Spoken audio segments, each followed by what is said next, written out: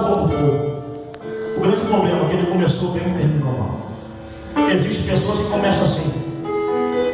Começa andando, o outro passo, dá uma corrida,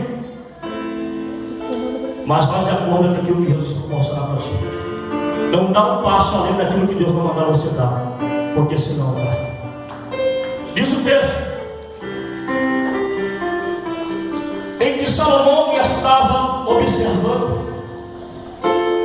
A Bíblia nos fala que agora havia os sacerdotes, 120 sacerdotes, e havia também os levitas, para adoração a Deus. O que é o sacerdote e o sumo sacerdote? O sacerdote é o mediador entre Deus e o homem naquela época. Ninguém podia falar diretamente com Deus sem antes falar com o sacerdote. Existia uma hierarquia, existia esse respeito.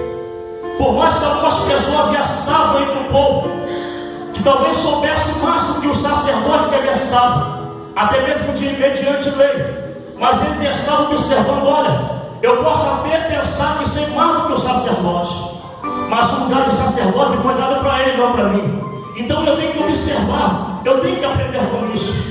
Quando as pessoas já não honram mais o sacerdote da casa do Senhor, quando as pessoas já não têm mais esse respeito, essa reverência, quando entram na casa do Senhor e falam: esse lugar é um lugar santíssimo, esse lugar não é a minha casa, esse lugar não é lugar de escola, esse lugar não é lugar de bagunça, esse lugar é lugar santo, é lugar de adorar. Se esse homem que veio adorar a Ele, ou se você fica de boca calada, eu penso que é com você que Deus já está falando.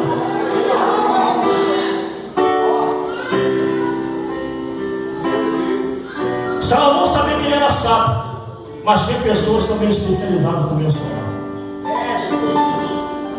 Quantas pessoas pensam dessa maneira? Se acha ser tão sábio como Salomão, mas não exerce a função do bom sacerdote. O sumo sacerdote é aquele que liderava os sacerdotes.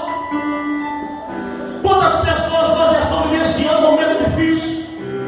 Talvez essa Salomão estava dizendo: olha, o templo está muito ornamentado, o templo está muito bonito, mas se Deus não estiver no templo, nada adianta. As pessoas entram e saem da mesma maneira que entrou. Se Jesus não estiver no templo,